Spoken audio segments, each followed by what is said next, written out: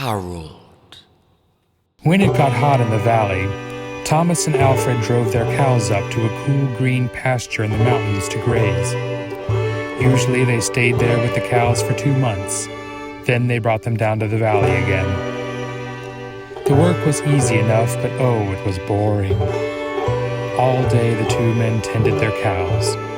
At night they went back to the tiny hut where they lived. They ate supper and worked in the garden and went to sleep. It was always the same. Then Thomas had an idea that changed everything. "Let's make a doll the size of a man," he said. "It would be fun to make, and we could put it in the garden to scare the birds." "It should look like Harold," Alfred said. Harold was a farmer they both hated. They made a doll out of old sacks stuffed with straw. They gave it a pointy nose like Harold's and tiny eyes like his. Then they added dark hair and a twisted frown. Of course, they also gave it Harold's name. Each morning on their way to the pasture, they tied Harold to a pole in the garden to scare away the birds. Each night they brought him inside so that he wouldn't get ruined if it rained. When they were feeling playful, they would talk to him. One of them might say, "How are the vegetables growing today, Harold?" Then the other, making believe he was Harold, would answer in a crazy voice, "Very slowly." They both would laugh, but not Harold. Whenever something went wrong, they took it out on Harold. They would curse at him, even kick or punch him. Sometimes, one of them would take the food they were eating, which they were both sick of, and smear it on the doll's face. "How do you like that stew, Harold?" he would ask. "Well, you better eat it, or else." Then the two men would howl with laughter. One night, after Thomas had wiped Harold's face with food, Harold grunted. "Did you hear that?" Alfred asked. "It was Harold," Thomas said. "I was watching him when it happened. I can't believe it." "How could he grunt?" Alfred asked. "He's just a sack of straw. It's not possible." "Let's throw him in the fire," Thomas said. "and that will be that." "Let's not do anything stupid," said Alfred. "We don't know what's going on. When we move the cows down, we'll leave him behind.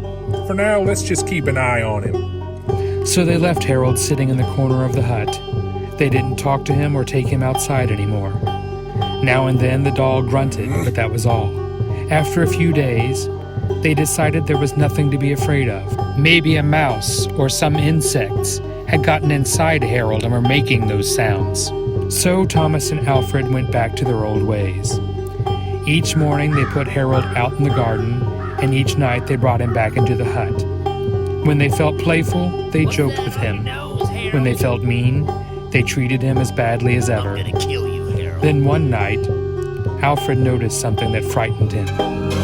"Harold is growing," he said. "I was thinking the same thing," Thomas said. "Maybe it's just our imagination." Alfred replied. "We have been up here on this mountain too long." The next morning, while they were eating, Harold stood up and walked out of the hut. He climbed up on the roof and trotted back and forth like a horse on its hind legs. All day and all night he trotted like that. In the morning, Harold climbed down and stood in a far corner of the pasture. The men had no idea what he would do next. They were afraid. They decided to take the cows down into the valley that same day.